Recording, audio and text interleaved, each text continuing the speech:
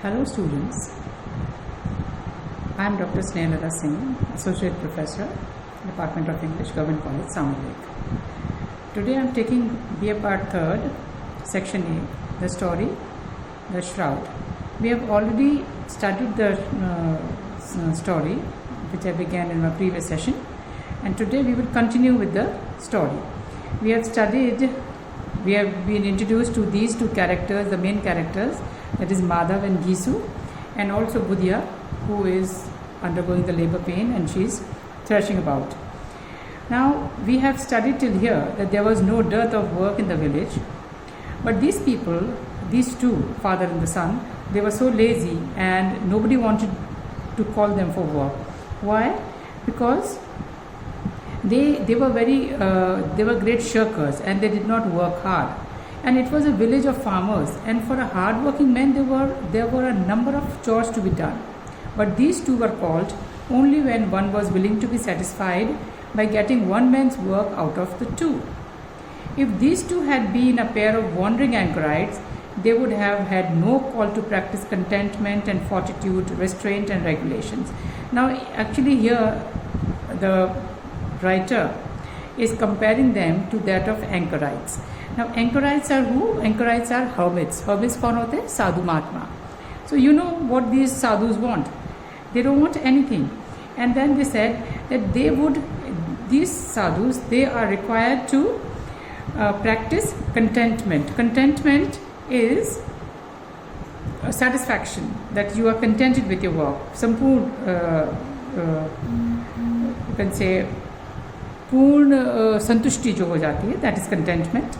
And fortitude is courage. Restraint is self-control. And regulation, that you regulate your life. That is, the hermit life is that of very scarcity, lots of control, and then contentment. They do not need the worldly things. So these people, they actually resemble that of the hermits. It was in their nature. That is, their nature was like that. They did not compel themselves to become like a hermit. It came naturally to them. Theirs was indeed a strange life, that they lived in the society but they behaved like hermits. Their home would boast of no other worldly possessions beside a pair of clay pots. That is, they were so poor, and then they did not even desire to possess anything.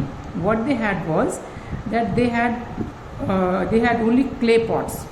मिट्टी के कुछ बर्तन थे. They covered the nakedness of their bodies with a few tattered rags. Now tattered means all these clothes which were torn. Tattered rags. Rags were all torn clothes. And they went on with their business of living. Tattered clothes होते हैं जिससे गरीब जो लोग पहनते हैं बिल्कुल चिथड़े. So few tattered rags, and went on with their business of living. And their lives were free of all worldly cares, that they did not care about anything. जो संसार में जो care होता है, जो चीज़ की चिंता होती है, they did not have anything of that sort. They were steeped under debt. Debt is karza. They were steeped under debt, that they had lots of debt. People heaped abuses on them and even beat them, that they were not treated properly by the people, and people used to abuse them and sometimes beat them.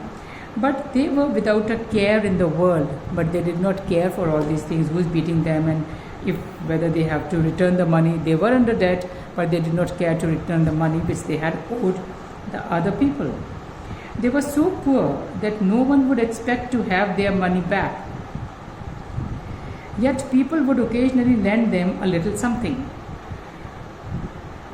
They were very poor, and sometimes they needed money because they did not want to work. So normally they used to borrow money. But still, though people knew that they will not give the money, they will not return the money, but still these people lended them some money. Otherwise, what they would do is they would steal some potatoes or peas from someone's fields and roast them, or pluck half a dozen sugarcane to suck at night. That is, instead of working, they used to steal from the farmers' farms. So they used to steal the potatoes or peas. Peas होते हैं, potatoes are aloo, you know, and peas are matar. And someone's fields and roast them or pluck half a dozen sugar cane to suck at night. That they used to steal the sugar canes and at night in the darkness they used to suck them. गन्ने चूसते थे. Ghisu had led this happy-go-lucky existence for 60 years, and Madhav, like a dutiful son, was following his father's footsteps, and if anything, he was giving an extra shine to his father's name. Now here there is a comparison between the father and the son. He says that Ghisu always lived a life of a happy-go-lucky. Happy-go-lucky means very carefree, not bothered about anything, not worried about the future. जैसा है वैसा ही, जैसा आ रहा है वैसा ही, किसी बात की चिंता नहीं होती.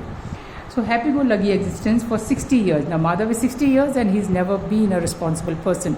Now Madhav is also following his father's footsteps, that he is like a dutiful son. He is following in his father's footsteps, and if anything, he was giving an extra shine to his father's name. यहाँ पर there is a star in it, that he is giving an extra shine, that is he is bettering, that is he is doing better things than what his father did, that he's more lazy than than Ghisu. The two of them now sat before the fire roasting potatoes they had earlier dug up from someone's fields. Now Ghisu's wife had died a long time ago and Madhav had got married just last year. Ever since his wife had entered their house, she had established some kind of order in their disordered lives and strived to stoke the bellies of these two shameless wretches. Now he's saying that Ghisu's wife had died a long time ago. That is, Madhav's mother has died a long time ago, and Madhav had got married just last year. And when Madhav got married, Budhya came into their life, and then she tried to establish some sort of order in their disorderly life, and she was the one who used to stoke the belly. Stoke means to tend and put fuel in fire, that is पेट भरना, पेट की अग्नि को शांत करना. So she was the one who used to do this thing. Belly means stomach.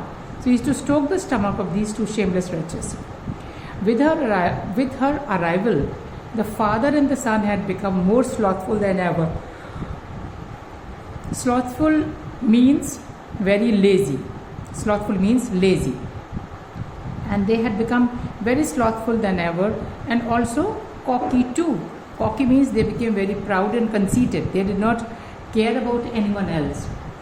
And to boot, if someone wanted to hire them for work, they would boldly ask for double the normal wages. Now they became so indifferent for work. And then just because Budhya was looking after them, so they did not care about the work. And whenever somebody wanted them to hire them, so they used to charge double the normal wages. And this same woman now lay dying in the agony of childbirth, and these two people were probably waiting for her to die so that they could go to sleep in peace and quiet.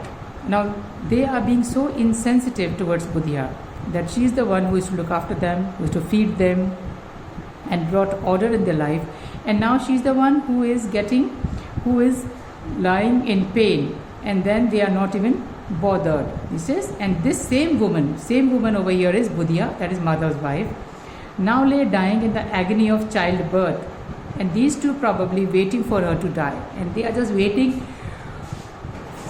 that if she dies, they could go to sleep in quiet and peace. Ghisu dug out another potato and spoke while peeling it. Now they were actually they were roasting potatoes in the fire, and then Ghisu digs out another potato and then he is peeling it. Go and see how she is. Must be under the spell of some she-devil. What else? So now Ghisu is actually asking Madhav to go inside and have a look at Budhya, that how she is feeling. Then she says that she must be under the spell of some she-devil.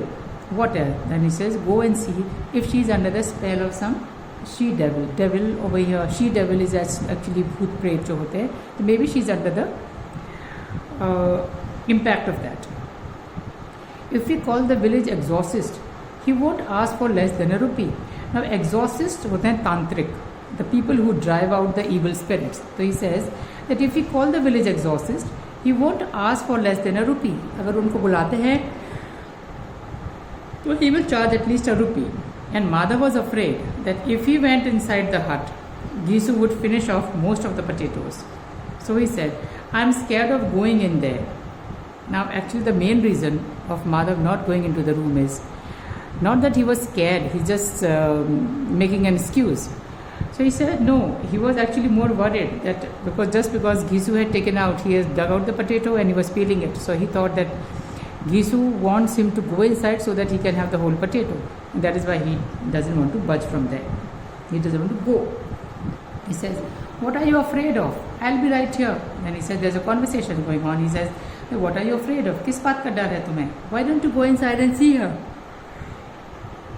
So they say that you go inside and look at her.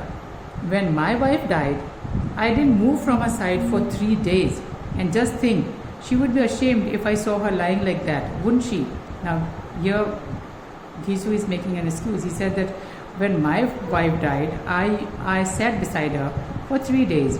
And I just think that, don't you think that she'll be ashamed because he's a father-in-law of Budhya. So he said, won't she be ashamed if I saw her lying like that? So I've never seen her face behind the veil. So how can I see her uncovered body? So she would be in no condition to cover her modesty. If she were to see me, she won't be able to thresh about freely. Now he says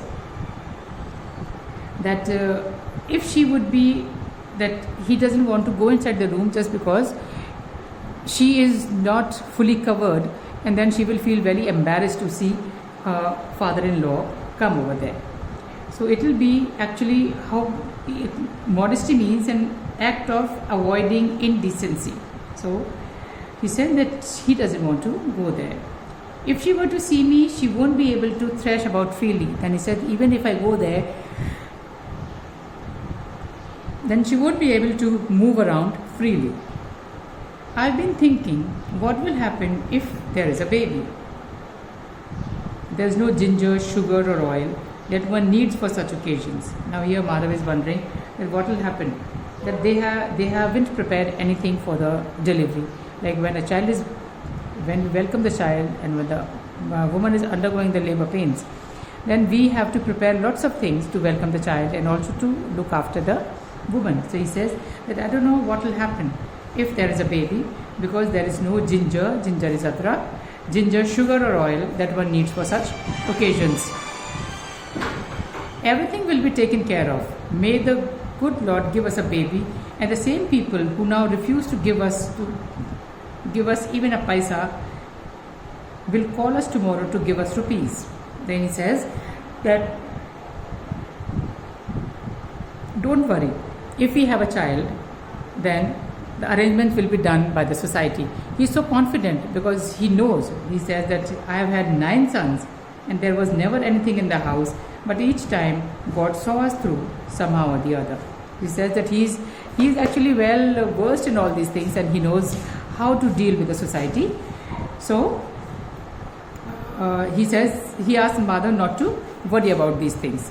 So today we'll study till here, and I'll take the rest of the story in my next session.